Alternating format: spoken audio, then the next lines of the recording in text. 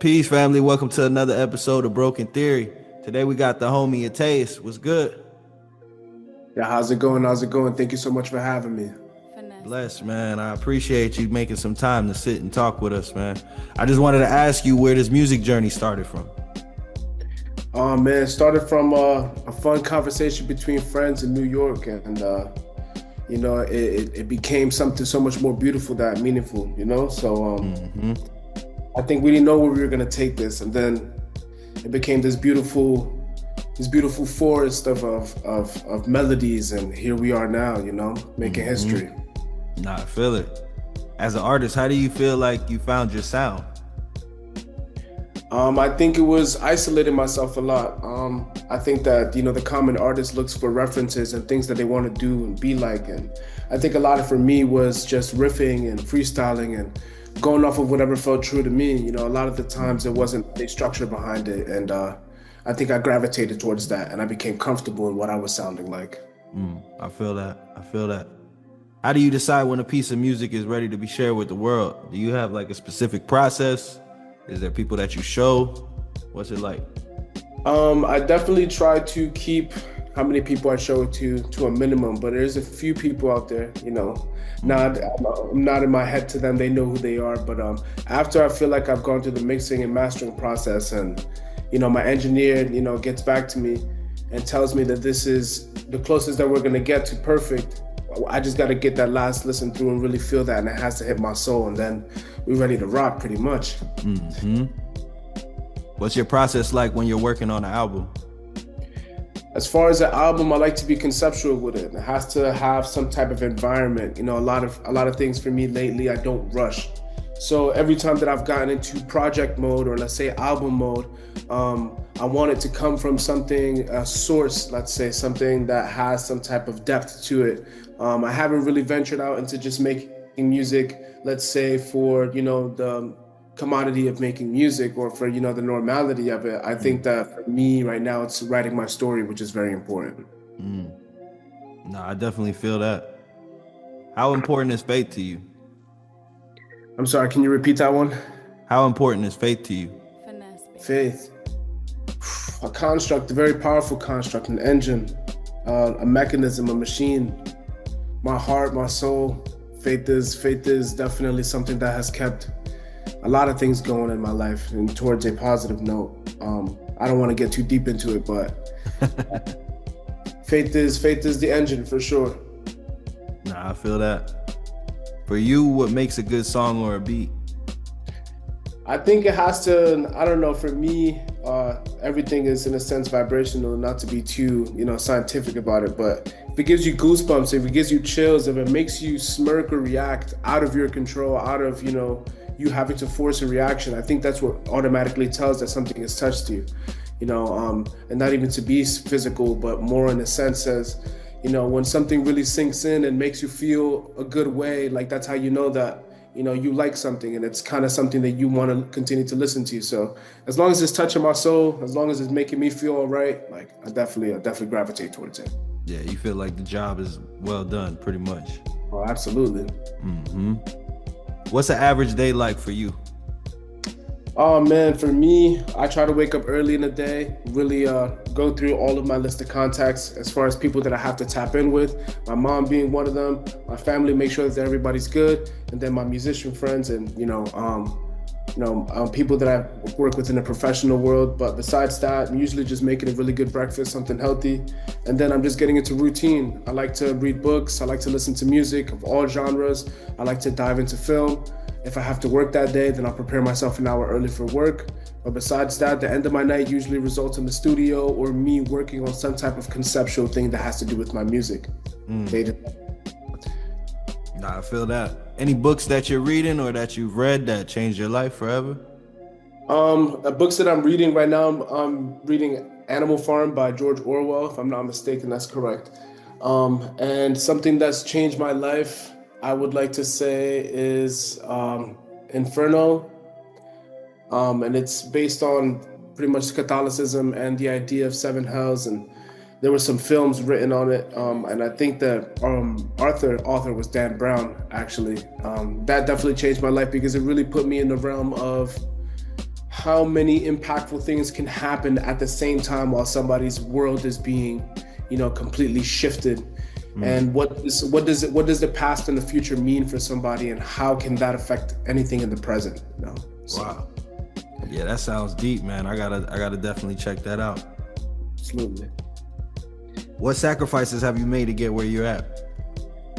Oh man, that's a great question. Time. Time is a sacrifice that a lot of people don't necessarily even understand that they're making. And it's time. I mean, I'm about to be 30 now, and the amount of things that I feel like I've haven't been able to do since getting here, it's kind of a balancing scale. It's like I've gone really far personally, individually in my life, but I've, sacrificed a lot of my personal time to do or to share with other people in my life to get to this. So, and I think that's an investment moving forward. So, Nah, for sure. You definitely got to invest in yourself, you know what I mean, before you invest in somebody else. 100%. How has music changed your life forever? It's given me discipline, something to work towards. It's definitely given me a base, a Bible, a book, a religion, in a sense. And if you don't take that construct and tamper with it too much, it'll give you substance. So music has definitely given me that. It's given me stability. Nah, I feel that. How did you get your name? So coincidentally, the number 7 has been very present. I was born March 7th. I'm a Pisces baby. And then when I first wrote or created a rap name, it was High Res. Not realizing years later that High Res, the way that I spelled it out, had 7 letters. When I changed my name the second time, it was 7 the artist. So I kind of kept gravitating towards 7. And then I had this really good moment on my 28th birthday, if I'm not mistaken. And I just had this revelation that it's kind of moved with me as I've grown, but it has to morph and it has to continue to grow into something else. So I used the number 7 and said it in Spanish, and then I flipped it backwards. So siete, ETEIS. That's just kind of adding some type of, personal touch to it. So it's still 7. Man, that's powerful. What's your background, if you don't mind me asking? My parents are Dominican. Both of them are. I'm first generation American. So yeah, that'd be the best way to put it. But if you want to go a little bit deeper, Taino Indian is my roots. A little bit of African American, well, not African American, a little bit of African roots, and Spaniard. That's fire. Absolutely. So how do you handle moments that you're getting like creative block, or you may be feeling down on yourself, if you ever have those moments? One thing for me that I used to have this issue where I thought that I was going to never be able to get back to music if I had an extended period of writer's block. But what I've understood is that as long as you're consuming information, as long as your daily life surrounds itself around music, around kind of what you're interested in, your let's say your skill, then there's always going to be a moment for you to sit down and kind of digest that information. And that's what I've always trusted in the process of making music, that as long as I'm not taking this 3 to 5 year hiatus where I'm completely not listening to music anymore, as long as I could just get back to the roots and continue to, build around my daily life, it being music, I can always get back to the pen and do something special every time I touch it. So. Where do you get inspiration from? My family, my mom, her relentlessness, people that I've met along the way, especially my boss, who I'm working with now, who constantly is changing and molding themselves. These people are constantly changing and molding themselves. And even though there's tough times, being able to see somebody, overcome such obstacles and have a smile and have such a good perception on life and the way they feel, I think that 100% has always had, a great impact on me and has motivated me and inspired me for sure. Nah, I feel that. What's your favorite part of the creative process and why?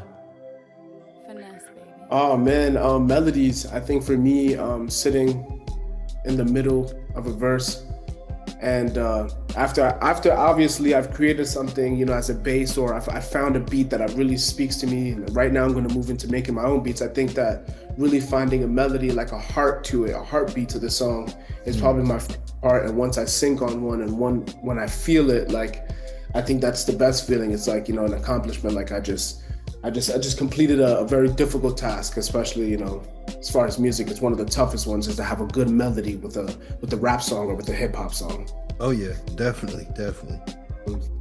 How do you think that your art reflects who you are as a person? Um, this speaks about the trials and tribulations, and it speaks about me, and it speaks about my experiences and the people that are in my life. Anybody that listens to my music that has known me throughout the years, there's a little piece of them in there. So, they can be the how do you say it? The proof. They can say for themselves that nothing that I've spoken of hasn't been true to myself. And I think that's what really speaks through my music, is kind of like my journey and my story, for sure, that everybody is a part of 100%. Nah, I feel that. If you could create without any limits, budget, time, resources, what would you make? I'd make, and I'd write a book, make it into an audio book, but the audio book is made into an album, and it would speak the entire book word for word, but it'd be an album. So I'd find a way to construct an album into a book and a book into an album, if that makes any sense. Nah, it definitely makes sense. I see what you're talking about. Yeah, that'd be sick. For sure. What's a dream collaboration that you always wanted to make happen? Oof, Maja Jordan, writers and under the same campus as Drake, they're under OVO. I would have said Drake first, just to get, a little bit of the riff and kind of just sit there and dissect, his mind, and just kind of go bar for bar with somebody like that, who speaks so much to the intellectual mind, to the spiritual mind, to the emotional side of things. But that's kind of cheating going with him. So I'm gonna go with somebody that's a little bit more at home for me, because Maja Jordan, for me, they write incredible music, and that's somebody that I definitely like to sit down and just be like, what can we create? That'd be sick. Nah, I feel that. If you could describe your style in 3 words, what would it be and why? Oof, I'd say very Brooklyn, very in your face in a sense, but also intellectual, calm, and mature. I feel that. Can you tell me about a time when you wanted to give up, but you didn't, and you kept going? And what kept you going? Yeah, I was in this in-between time where, college necessarily didn't work out, and the situation that I was in, because college didn't work out. I was kind of in this weird thing where I had to go to a new place, and I was living at my girlfriend's house and didn't necessarily have a job, and my license, I just lost it, and things were weird. It was like I was more forced to face myself in that time, and I didn't know if I was going to go back to music. So necessarily I've never had a quitting moment, but I've had a moment where I felt detached enough where I didn't feel like I had to go back to it, for sure. It was probably done. Nah, I definitely feel that, man. It could be hard. You know what I mean? As an artist, sometimes it may feel like you're the only one that believes in the dream, but if you don't have that faith in yourself, nobody else will. 100%. What's a misconception that people may have about you or your art that you wish they understood? I think a misconception is listening to it and feeling, offended or feeling taken back by it. I think that for me, even, I have this idea that I'm almost very particular about what I say, and I try not to get too, honest or too vulgar in a sense. But what we all forget as humans is that, art is an expression, and the more that it makes you uncomfortable, the more that it makes you ask or change your perception on things. Like it's a challenge, and I feel like that's something that I want my listeners to understand, is that I'm not speaking for you. I'm not speaking for you. I'm speaking for myself, and maybe that will allow you to have a different standpoint of what's going on in your life. Help you reflect on things a little bit better. That's it. Nah, I feel that, man. But the greatest art, it makes you pick a side. You either love it all the way or you hate it all the way. You know what I'm saying? But you're gonna feel something. Yes, sir. I agree. Nah, I feel that. What's your favorite movie? Well, give me 3 of them. I'm gonna go classic mafia films with this one. Um, I think A Bronx Tale, definitely because it's that young boy who doesn't realize what the adult world is like and how complex it can be, but Mm. still true to himself and to his heart. And then Godfather 2, when, all else fails and the world starts to crumble and you're chosen to lead the pack, how dangerous and how, unstable that can be. And it's a very great representation of that, Godfather 2. And the third one that I would put up there, that's a good one, man. That's a good one. I'd say one of my favorite. Let's just kind of get back to home base. Um, I put Boys in the Hood as the last Mm. one, just because there's so much talent in that movie, and it's so broken down to such a simplistic, such a small, item, and that's being in a neighborhood, of a low poverty neighborhood, and kind of not realizing that the world is bigger than your problems, but it's like the talent and the story and everything in that. It's beautiful to kind of see both sides of what Boys in the Hood is, as far as the actors and their real life, and then what they put into that movie and how that reflects on actual, real life. And a lot of us who grew up in the hood kind of can relate to that. But yeah, definitely I'll put that third. Nah, I feel that. What does success mean to you? And as an artist, has it changed over time? Yeah, when I was a kid, I wanted to win the Grammy. I wanted to have the music video. I wanted the big house. I wanted the car. Now I want wealth. I want my family and friends to be okay. I want nobody to need for anything. I want there to be, you know, things in place for, the people that I love and care for to grow and to hold on to. I want there to be structure. I want wealth. I don't want success. I want wealth. Hmm. What's one thing that you learned through yourself? What's one thing that you learned about yourself through the art that surprised you? Um, that's cool.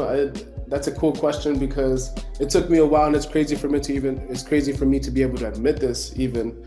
And I was impulsive a lot, and a lot of the times I think I was writing from anger, and I was writing from a standpoint that was very young and immature, thinking that I had things figured out, and poking the bear and asking questions. I was very impulsive, and I think also my concept of love.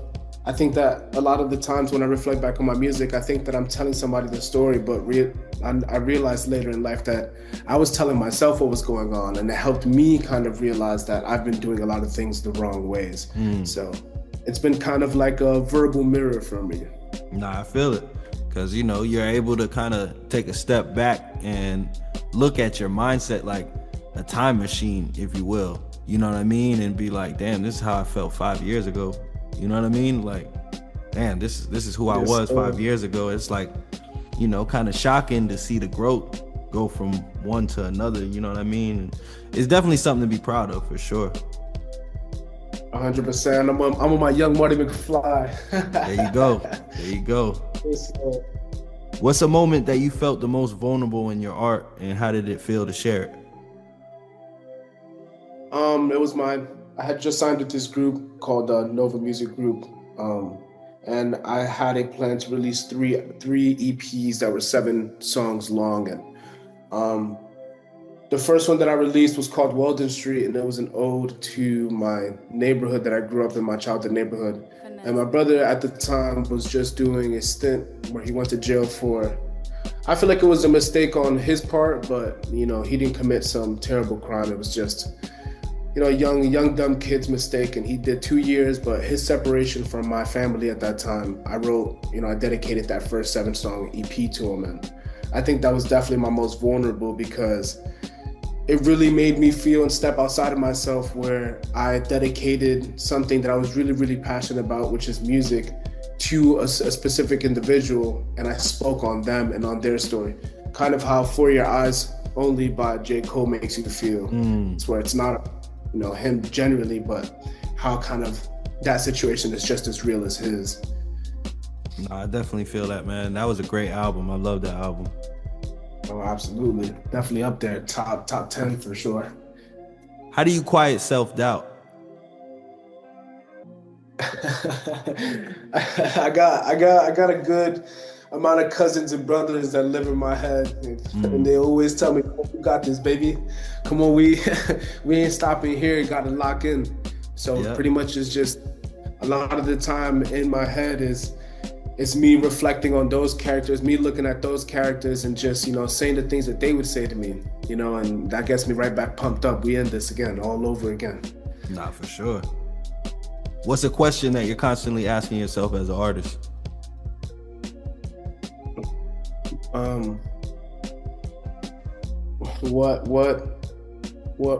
What is my purpose? What am I supposed to do with this? And why do you feel like you ask yourself that over and over? Because I feel like for anybody who perceives it from the outside perspective, sees me, can easily think that I'm doing this for some type of accolade or some type of personal achievement. But I don't think that they see how this is morphing into a community, a life. I'm gaining brothers and sisters. I'm gaining family members that I've never, knew from the sandbox. Like, this is starting to become Finesse, baby. a lot bigger than what I thought it was. So it's being responsible with that. That's why I think that question is constant, because I want to try to find a way to do this better every time and to, reap the true benefits from it. If you could revisit one moment from your past, would you change it? No. Oh man. If I could revisit one moment from the past, I wouldn't even change it. But if it's okay if I can say what the moment is. Yeah, go for it. I was going to summer camp for the first time, and it was the first time I've ever passed a note to a girl that wasn't in my class, but we were in this camp of 300 kids, and it passed through probably 14 other kids and finally led it to me. And the note said, "My name is such and such. I think you're really cute. I want to meet you at the auditorium." It was like this gymnasium, at the gymnasium, is where we all met before we got back on our buses. And I remember meeting this complete stranger and being so intrigued because the way this mysterious letter landed to me, and the person that I actually met was this beautiful girl at the time. Obviously, we're talking 10, 18 years ago. And I just remember how that felt is a completion moment, like like almost going on a chase and then finally getting to the other side of that thing, and just having that sense of giddiness, that sense of joy, like, wow, this is so cool. So definitely wouldn't change. Do it again though, for sure.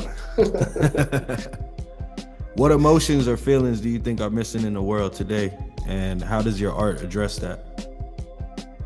I think compassion and empathy, in a sense. I don't think that.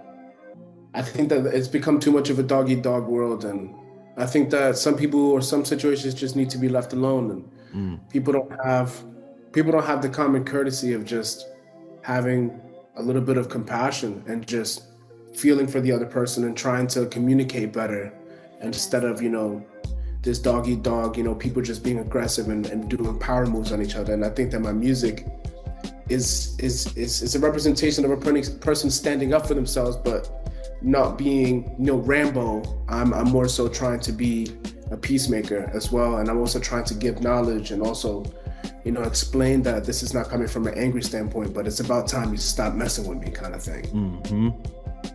I definitely feel that. What's the most frustrating part of creating, and how do you overcome it? Probably not getting my voice to sound right. Maybe feeling like I haven't projected the right way.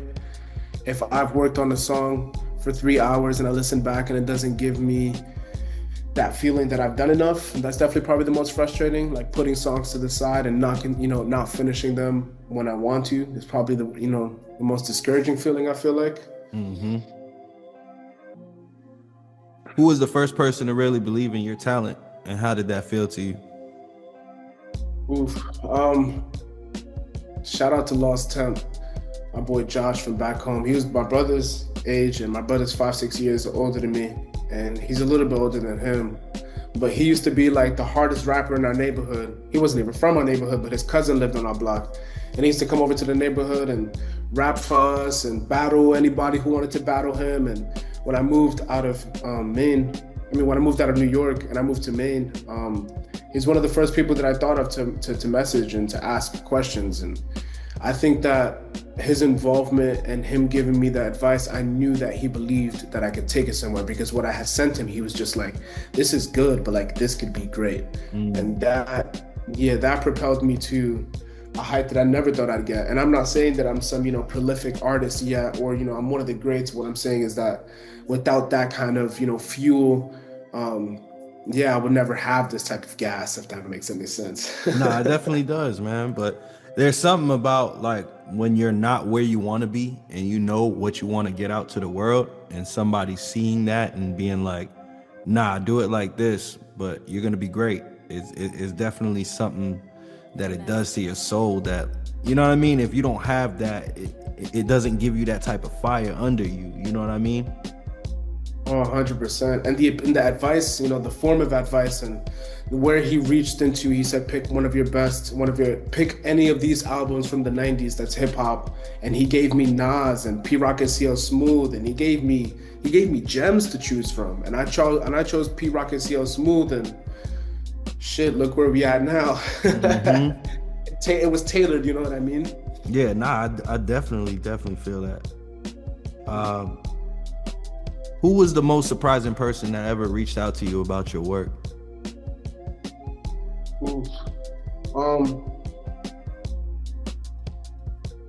I remember I met at the time it's RZA's band, but it's the Funky Nomads, and they travel with Wu-Tang. Oh yeah. Yeah. So I met Ramsey Jones, and he's the drummer, and he's ODB's older brother. And I met him backstage. And it's funny because I interrupted him because I wanted to rap. So the guys are like, hey, Ramsey, can you turn on your phone? And he's like, man, y'all gonna make me turn on my phone for like this guy? And I remember I rapped for him, and he was doing beats on the table. And when I rapped for him, I think the nod, when he looked over at me and I looked over at him, the nod that he gave me was like, okay, like this is serious. And what's funny is that what I realized is that we're all from similar neighborhoods. So from East New York, Breauxkin, which his entourage or the guys that he were with, and I don't want to get their names wrong, but all amazing guys. It was like this full circle kind of like feeling like, oh shit, like I didn't even know that this was gonna mean anything to anybody, me being from where I'm from and me rapping at this caliber and me rapping about what I'm rapping for.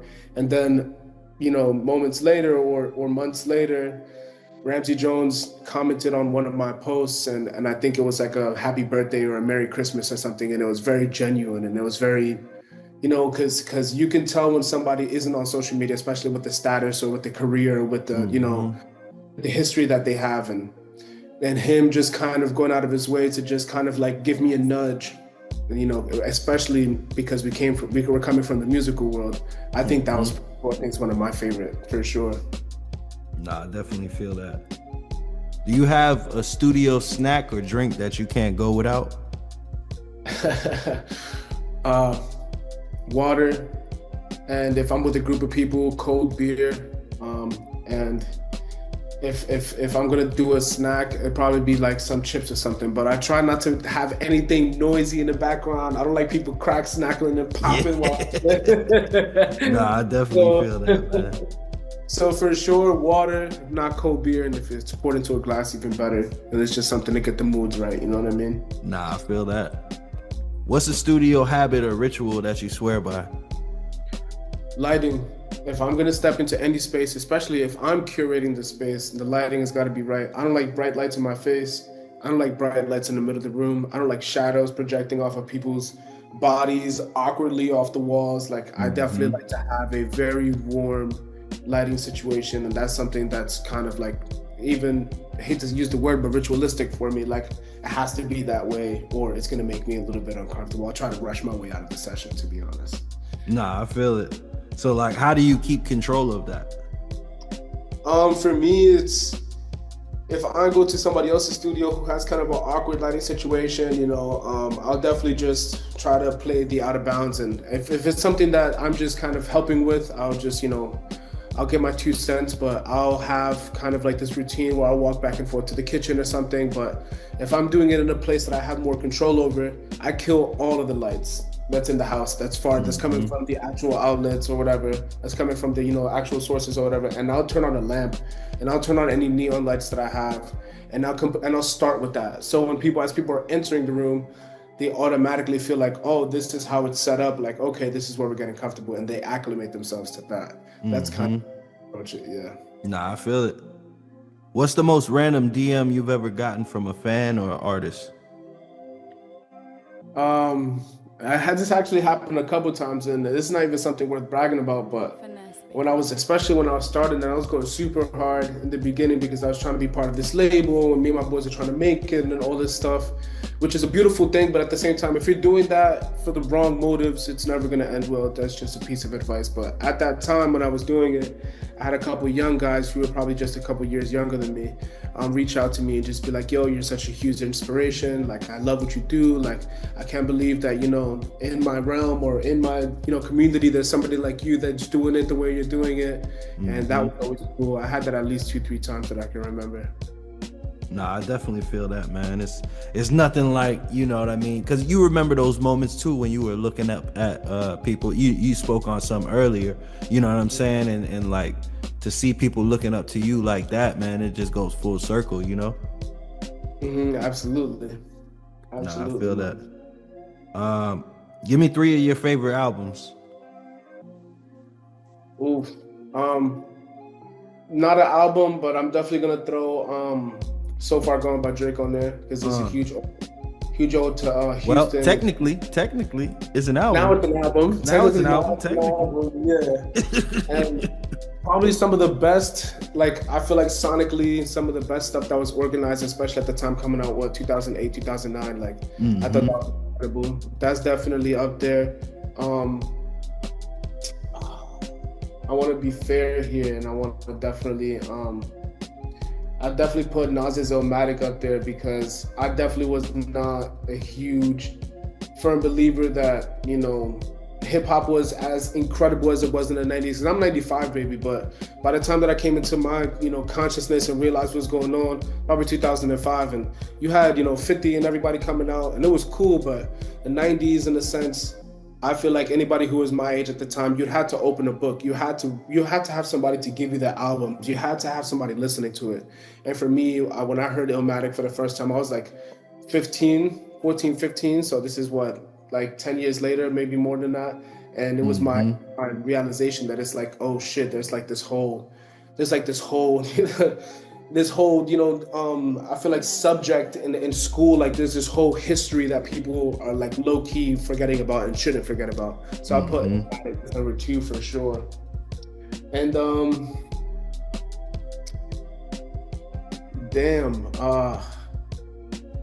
I want to do this last one justice. And it's because this is the album that made me start making music. And it's The Main Ingredient by P-Rock and CL Smooth. Wow. P-Rock, amazing producer. Didn't even realize a lot of the times he'd be rapping in his joints too, for a lot of people that didn't know that. But and CL Smooth was such a slept-on artist, but oh man, just if you like hip-hop, if you like scratching, if you like sampling done to a T perfectly, if you like anything like Streets Volume 2, they used to play on PS2 and shit like that, like if you like anything of that sense, of that jazzy kind of feel, like The Main Ingredient for me is like, I think that's like religion. That's like, that's sacred to me, that album for sure. Nah, I feel it. What's your most memorable moment on the come up? Oh man. I would say the few times that I've opened for what I felt like were a big artist, but I think, I'm gonna just put it better. So Flask Fest 8, that was last year. That was in the beginning of the year. That's like around February, March. Maybe actually it was later than that. It was like around April. And we had went down to Portland, Maine, which a lot of people who know about Maine know Portland, Maine is kind of like the metro area. It's the bigger area. And just starting our kind of collective group, North Creek, bro, we killed this set. Like we did this amazing organization where I called out all the shots where we're gonna place this song, who's performing this one, and it's 5 of us. And by the time that I hit that mic, I did a North Creek chant, and it's just like I could have said anything, and those people would have repeated it, and the whole room was just loving what we was doing. And that's recent, which is crazy. So I have so many things to shuffle through and to rifle through, but I'll put that one there for sure. Nah, I definitely feel it, man. Who are the people in your circle that push you to go forward? Oof. My boy Javi Margella, my boy Labor 207, my boy Joey Jet for sure, my mom, my brother, my twin, he knows who he is, and just some very, very close friends. There's some other people that I definitely don't want to shed too much light on, but definitely some people that hit me up and keep my blood flowing, man. But these people, anytime I hit them up, anytime I have a question, anytime I talk to them, man, it's so much positivity and love, and there's so much, respect given, vice versa between each other. Like, yeah, like that's definitely my core for sure. Nah, I definitely feel that. What's some advice that you would give your younger self, and why? Stop partying, kid. I think we all need to hear some of that. Yo, for real, slow down. The party, like, it's so funny because it's like once you understand what that stuff is about, it's like that's when you want to take your foot off the brake, like the foot off the gas. That's the only time you really want to party. But like in your younger years, bro, once you hit 18 and they let you out that house and you don't live with your parents anymore, hustle, grind, read every book you can get your hands on, work out, play all the sports, man. Go to every place that you get invited to, especially, well, not the dangerous places, but you know what I mean? Like, explore, venture, work on yourself, build your foundation. For sure, like, stop partying, kid. Nah, I definitely could relate with that, man. For real. That's some good advice.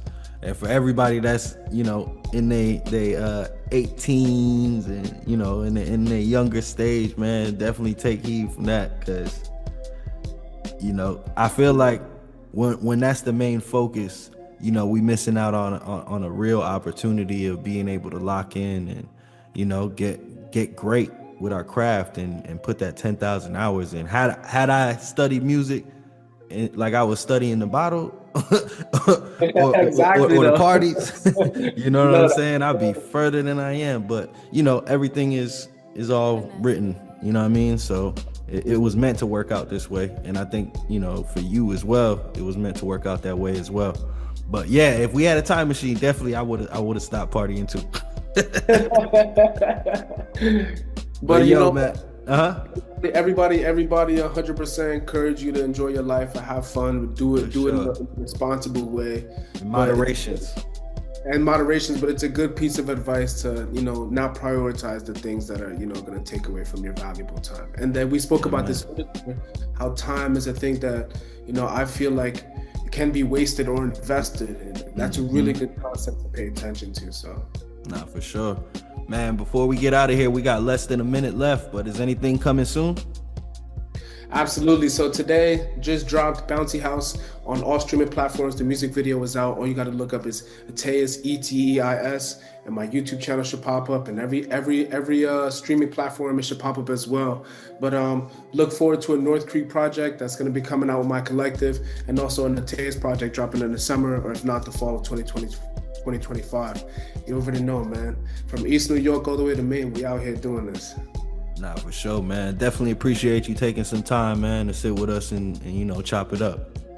Appreciate you always, brother. Definitely. Thank you for having me.